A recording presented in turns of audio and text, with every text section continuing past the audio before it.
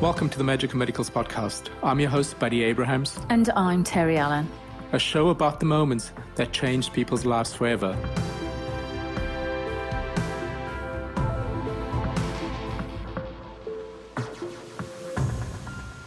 Welcome to the Magical Medicals podcast. I'm your host, Buddy Abrahams. And I'm Terry Allen. And today we have Lisa Dunnington. Lisa is the co-founder of PHA, the People's Health Alliances organization. Lisa is based in the UK. So welcome, Lisa, and thank you for joining us today. Oh, thanks for having me. It's lovely to see you both. We've met previously, obviously. You're now, a really appreciated partner of the People's Health Alliance. So it's great to be here tonight. Thank you. Yeah, no, thanks for joining us, Lisa. And we wanted to really share People's Health Alliance as much as possible around the world. But we're going to take it obviously from a different aspect today. So we're just going to, let's just ask the question of how did you spiritually come aligned with doing this calling of co-founding with PHA? Wow, that might take me a little while to explain, but I think we're all on a journey, aren't we? And there's a little bit of sort of forks in the path and whatever. So I suppose I go back to really my earliest memories. I don't know about you, but I have very vivid early memories as a toddler, almost as a baby. I mean, I remember a lot of things from that time of my life. And there are many times as a toddler, I would be sat on the end of my bed talking to people. Wow. And that's what everybody did that.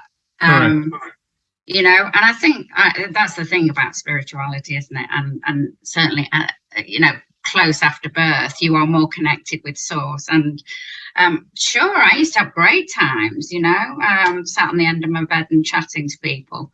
As I got older, obviously that, I won't say dwindle, but I think you've got more distractions coming in. Correct. There's a lot to see in the world. You're going to school, you're being told, do this, do that, learn this, learn that, and it just steers you, doesn't it, down paths.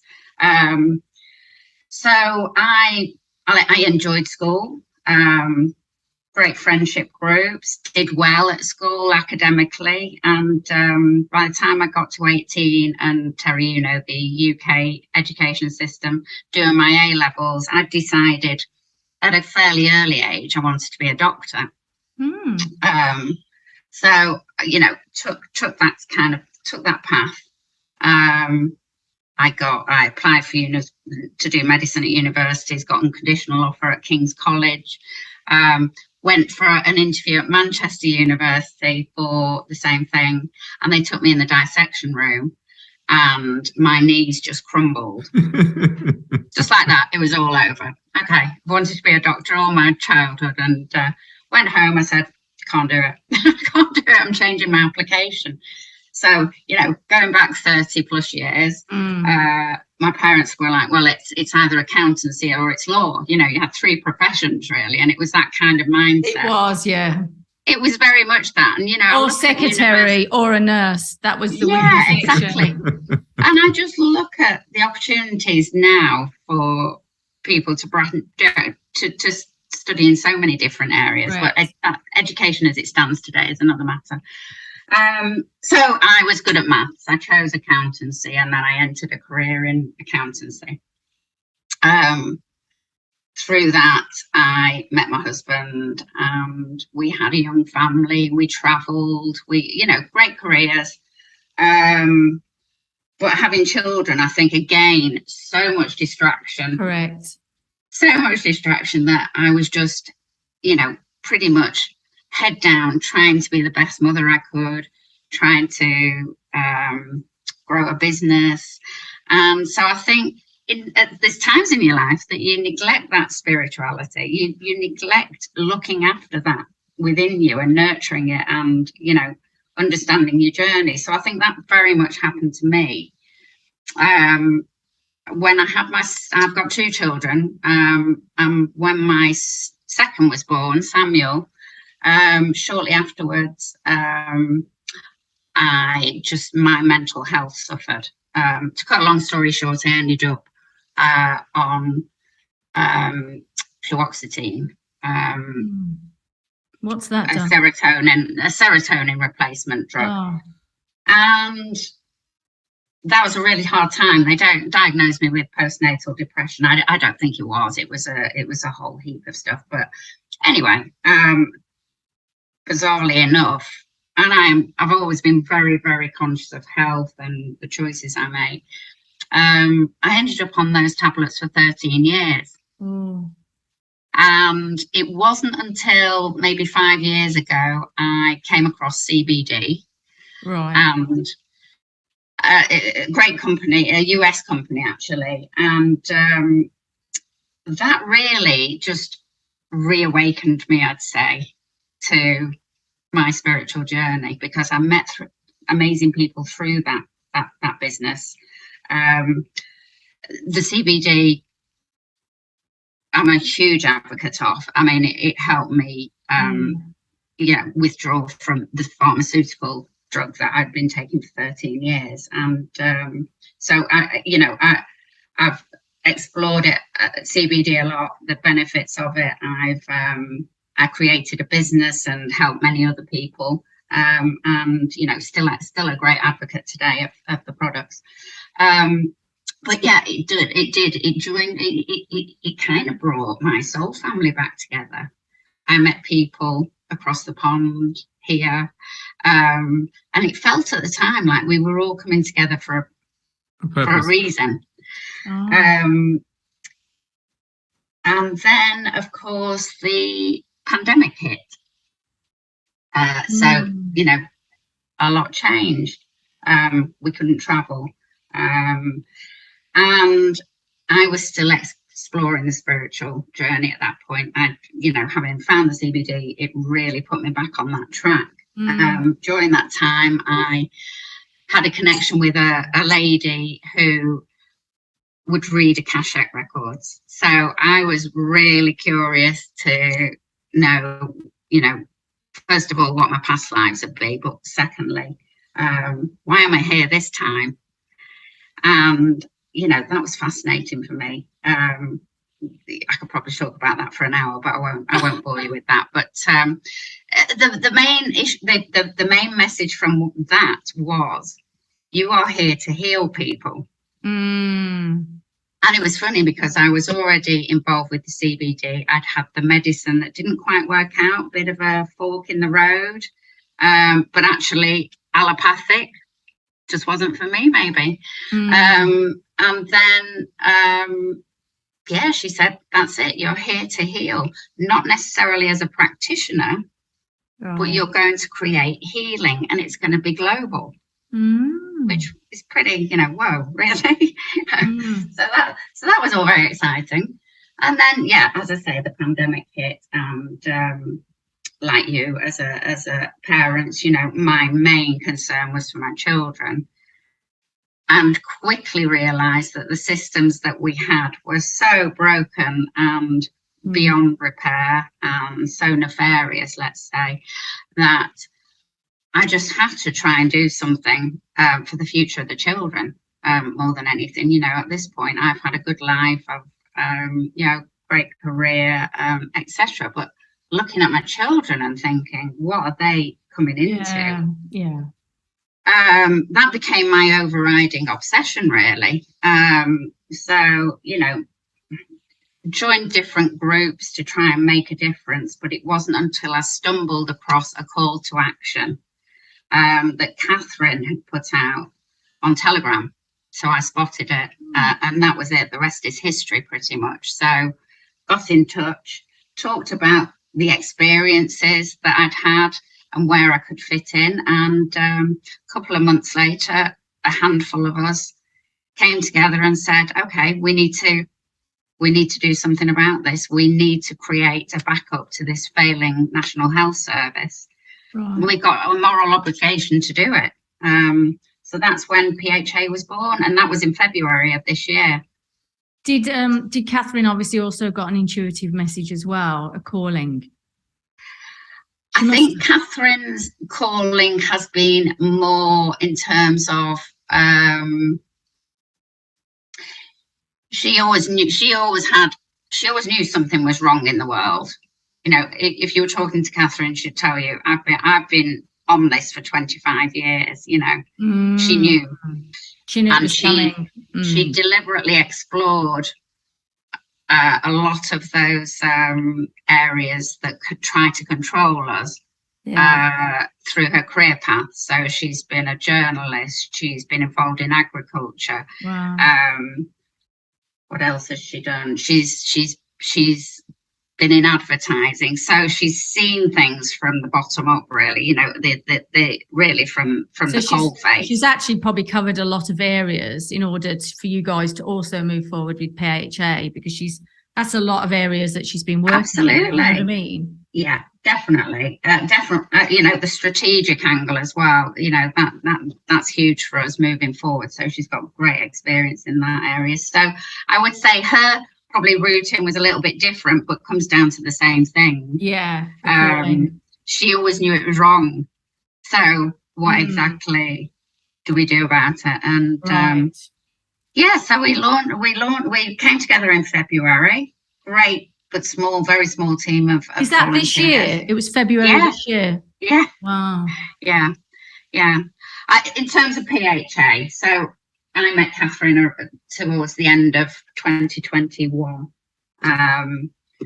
But we branched off and decided to do this in February 22. So yeah, and then we launched officially in April 22. So 6 months on, the progress has just been phenomenal. And all that says to me is, you know, we've got over 100 hubs in the UK. We've got 28 countries that we're talking to, including the US, obviously, who want to roll out under the PHA blueprint. So if I ever doubted, which I never did, so clear was that vision. Right. But if I ever did doubt it, the response in 6 months has been so phenomenal. The emails that we get from around the world just saying, you know, oh my God, finally somebody gets it. I've had this vision for so many years, you know. Wow. And, you know, you could cry at some of the emails you get because people are just so grateful for this and so can't wait to get involved in it, no matter where they are on the planet. So, you know, that just tells me that we actually hit the nail on the head. But also, Lisa, you had to clean up whatever happened with you internally to be able to get to this level. Correct. Because you followed your instinct to be able to say, hold on, I need to sort out myself, change the vibration around me for this to have come in. Yeah. You know, that's massive. You know, but I think, don't you think before you do anything spiritual like what we've been doing, we had to do a lot of cleaning on ourselves and go through it first to then be able to help others? But also, it's not just about cleaning, but it's cleaning your body, because you physically cleaned your body by changing and saying, okay, I'm going to take some CBD now to be able to change the vibration. But also it was a mental change for you as well throughout this entire process. And it must have been emotional as well at the same time. Oh, it's been a rocky road.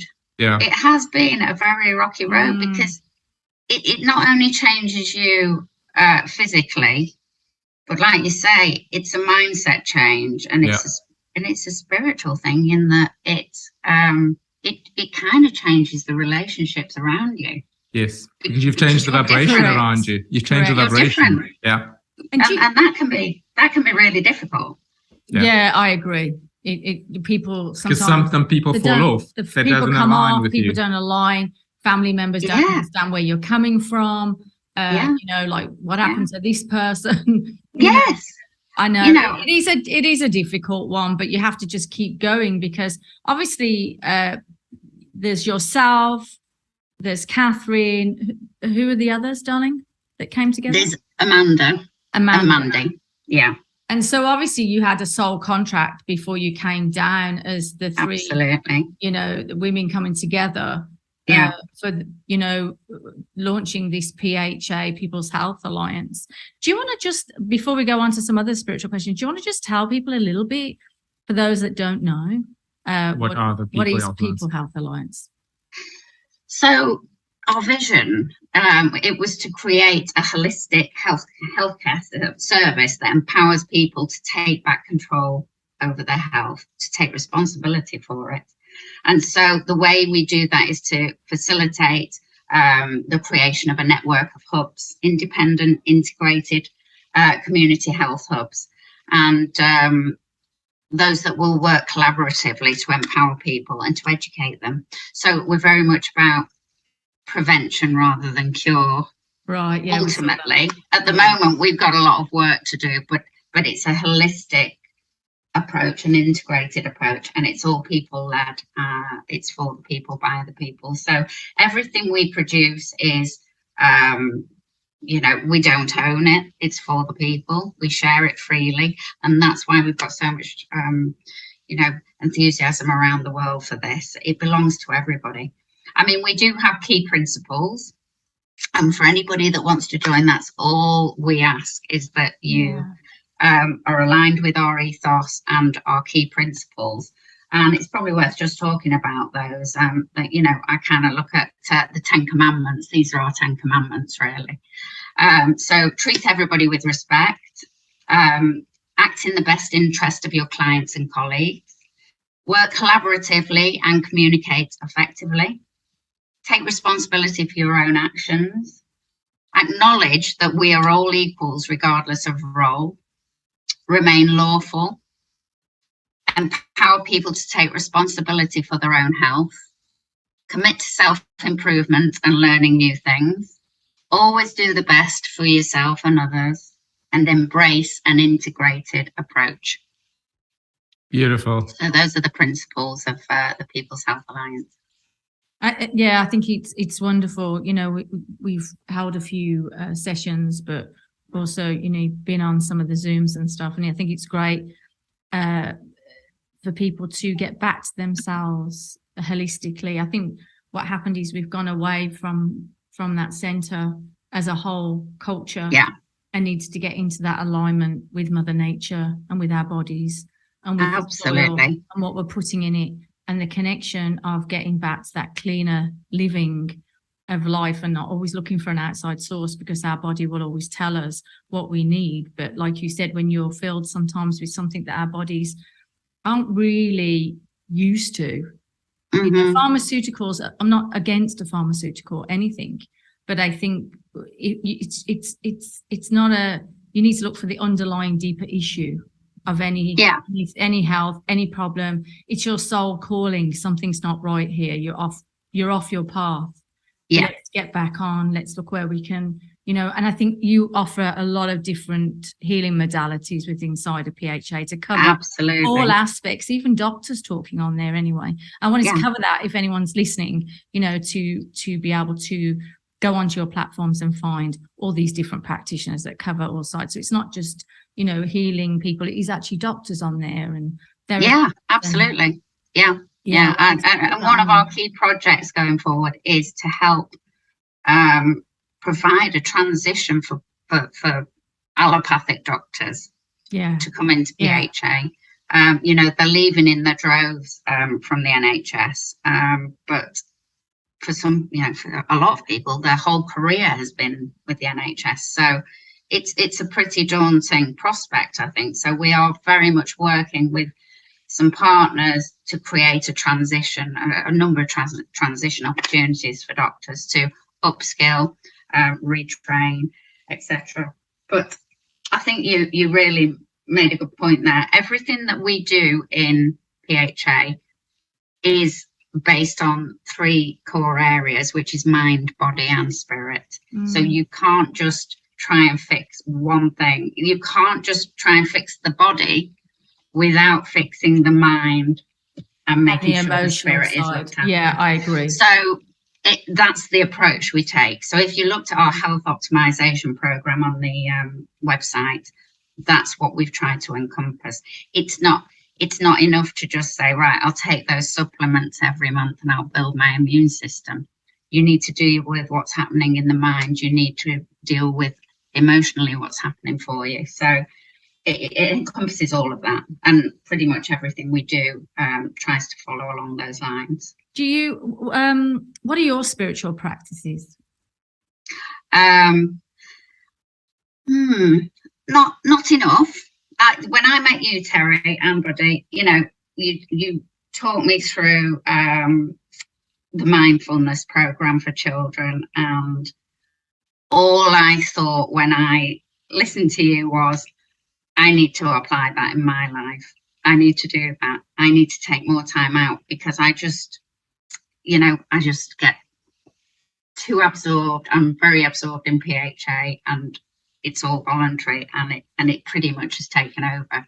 So sometimes I think it's very easy to neglect yourself. You put yourself to the end of the line, don't you? Yeah. Especially when you've got a family and children, and you're dealing with them as well as trying to create something that you're very passionate about. So I think for me, it's just taking a step out every now and again and saying, hang on a minute, think about things a bit more slowly, calm down.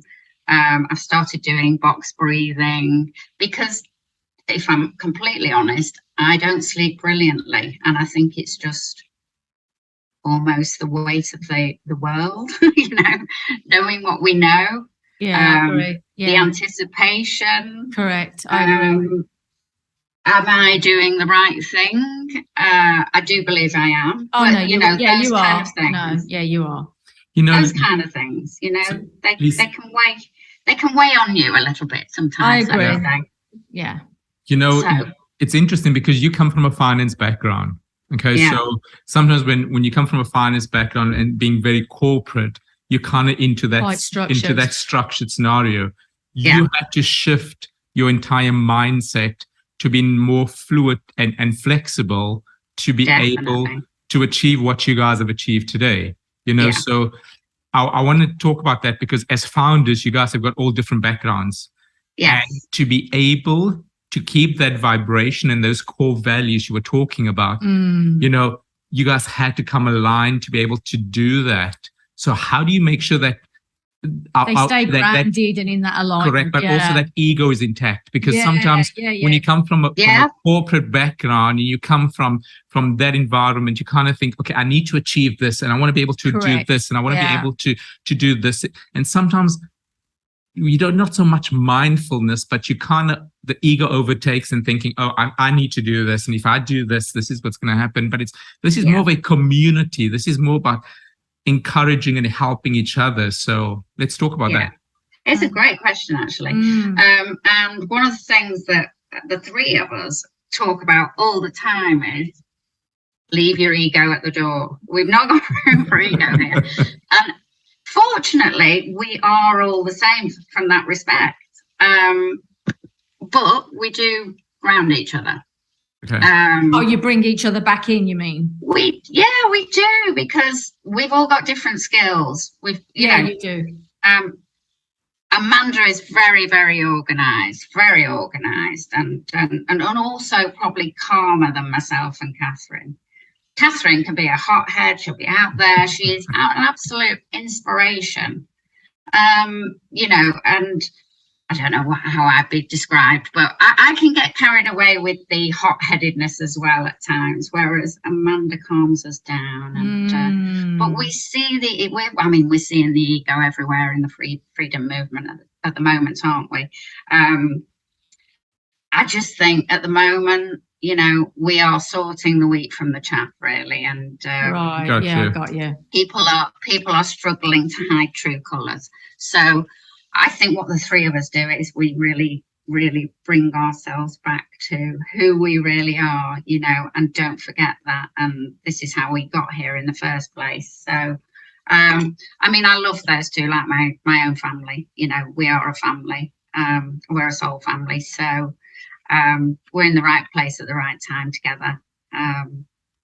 So do you think it's about being authentic? It's about keeping it real and just being yourself all the time, rather than putting through this facade of what I can do, and just owning up. Okay, I can't do this now, but we can do it at a later stage or some or the other.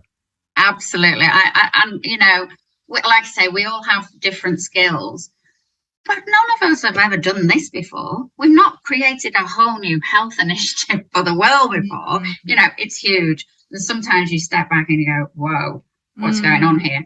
But all three of us will freely admit we're just winging it. Yeah, I think, yeah. You know? And that's the authentic part of us. None of us, number one, none of us are in a position to tell anybody else what they should be doing. It's all freedom of will and, you know, join us and, you know, let's do this together. But not one of us takes ourselves too seriously either. So it's really, you know, it's an organic initiative, isn't it?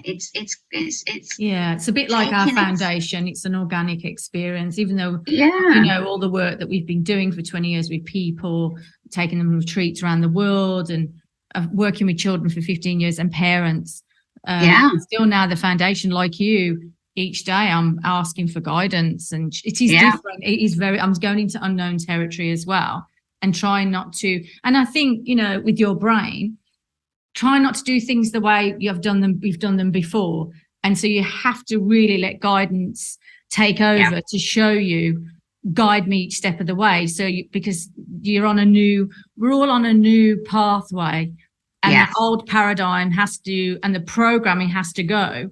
And for us, I don't know about yourself, but you can tend to pick that up sometimes and think, why is this not working? Oh, you're on the old thing. You need to get on something fresh. You need to open the door up. You need to open brighter up. And, you know, I was praying actually. I pray a lot, spiritually walking. I'm not sitting at church. This room is my temple. And I was asking, please align me with a global company, because we don't have the time for the children. I can't go step by step like before. And it was interesting that I ended up listening to Pam's, because I followed her, and I thought, let me reach out, you know. But the question is here is like praying, like you said, for that guidance. You're winging it in a way, but you're trusting that it's going to be aligned with you, with what you're asking for, to build a new path. And I think, for me, I mean, please correct me if we're wrong, but we've all coming from an old broken system for a long time, and everyone was closed off. Now everyone's let out. Everyone's running around in the fields. Yeah. And I think they're trying to go back to the old way before the pandemic, and it's not there. It's broken. And so people are like losing it a little bit. Do you know what I mean? Yeah. Not everyone. But a large people are noticing more than ever, oh, it's not the same as before. And then it throws them. Correct. And that's when you have to really sort out these different alternative helpers that we have been placed on this earth for, to guide you through that next step. Do you feel that's right? I do. Yeah, for sure. I mean, you know, I think one of the things that's amazed me in the last 6 months is really the synchronicity we see all the time. You know, we will sit there and say, oh, if only we had somebody that could do this, that was an expert in this, and we could just get some guidance. Next day, somebody pops up out of nowhere. You know, it happens all the time, and we are manifesting that all the time. So you're spiritually, that's the alignment of the universe. No, yeah, but she's spiritually aligning with it, but at the same time probably forgot and let it go. You know what I mean? And allowing it to just land in and to be aligned with the same correct energy of people. That's so important. Coming from the right space. Definitely. And, you know, it's difficult at the moment, isn't it? Because we've got one foot in 3D, we've got the other foot in 5D. And, you know, we're having to still deal with the 3D. It would be great if we could all be jumping around in the meadows and be 5D. And, you know, it's not there yet at the moment. We still have to deal with the old systems. What that does is serve as a great reminder for what we do not want to recreate, and that is why we are so focused on losing the ego, you know, being authentic, being transparent about what we're doing, and helping one another, being community based. That community, it all goes back to community. It's not going to happen unless this isn't going to happen unless that happens. Correct. It's the only way to do this. It's got to happen at community level. So, no, I think it's really exciting. And I think, we've entered a phase in this whole plan that they've had for us, and people are waking up to it. People need guidance. They need help, which direction to take. Ultimately, it's up to them because that's their journey, and they came for that reason too. That's what you have to remind yourself of sometimes, isn't it? Yes. We all signed up to this before we came, and whatever role we're playing is the role we're meant to be playing. But I think there's a lot of people that mental health is at an all-time horrendous level. It we've is. got to be here to catch people as they fall, and they will. The more truths come out, the more they're going to suffer and need that hand. So what feeds you spiritually, Lisa? That's a good question. I think just feeling like I'm making a difference, no matter if that's just in one tiny area or in a big area. I know that I came here for a purpose, and I just feel really thankful to be able to meet that purpose. Hopefully I will do. But yeah, for me, that's it. And it's just taking time out really and switching off for a little bit. I like reading. I like yoga. I like talking to people who are spiritual, because it just takes me and opens up my eyes to the bigger picture. Lisa, let's take one step back. I like the fact that you said you're here for a purpose. I think every single one of us on this planet is here for a purpose. Yeah, I agree. I mean, maybe I'm wrong, but I feel every single one of us here, and it's sometimes difficult for some people to find, or some of us to find our purpose in life. I agree. When did you feel that purpose came? Because sometimes it comes. For some people, it comes very early in life. For some people, it comes midlife crisis. Some people, it comes at a later stage in life. Yeah. When did you feel that came for you?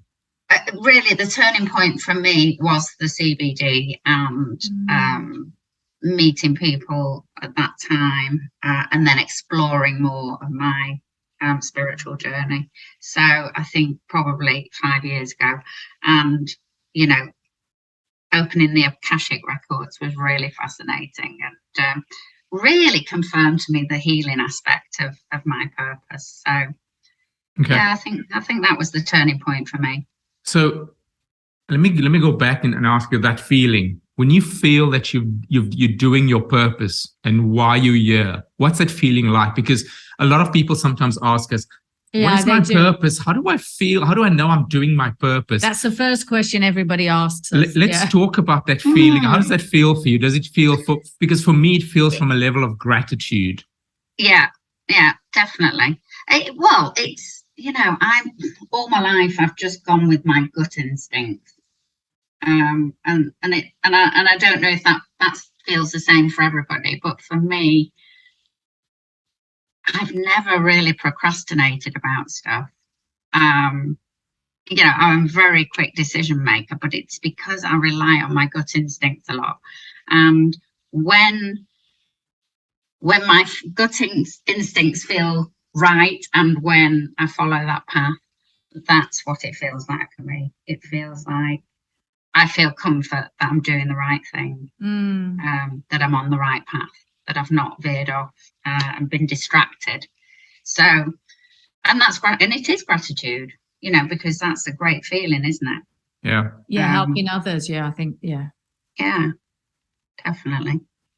Is there anything you would like to share with our listeners before you go? Any tips of advice? Anything you can say? Or I just say, have a look at what we're all about, because we need wonderful people from around the world to get involved with this initiative. And perhaps we can put something in. Will there be a comments section that we can put some links in? We're going to put all your details in there. Going to put everything in there. Have a look at our website. Join our groups. We have them, like I say, 28 countries around the world. And, you know, get in touch with us if you've got some spare time. We have no end of skills required to help make this happen. And any volunteers will be much appreciated. But yeah, and you know what, I think have a listen to some of the videos we've got on our Rumble channel, particularly of Catherine. She is so inspirational. You know, Pam Gregory is one of our dear ambassadors. I did formally ask her to be an ambassador, but she's far too busy. But she is the best ambassador we've got. I'm going to be called, you know, I'm going to upset the other ambassadors now, but she is absolutely amazing. You've seen what she does, but yeah, just keep, you know, top tips, keep your mind open, question everything, be a critical thinker, and don't underestimate what you can do. As even a kind word a day to somebody, a smile, changes their day. Correct. It's, you know, it doesn't have to be huge. And if it does end up huge, just wing it. That's my advice. Well, thank you so much for joining us, Lisa. We will put all the information in the chat for anyone. Fantastic. All the information if they want to reach out, they want to connect, they want to listen. We'll put all the links in there. But thank you so much. And thank you to PHA and to Catherine and Amanda for following your intuitive guidance and your soul purpose in opening this up to our new world. You know, it's been a pleasure. It's lovely chatting to you both, and I'm sure we'll be talking again pretty soon. Oh, yes. Definitely. So feel free to get in contact with us at info@themagicalmedicalspodcast.com. That's info@themagicalmedicalspodcast.com. Thank you so much.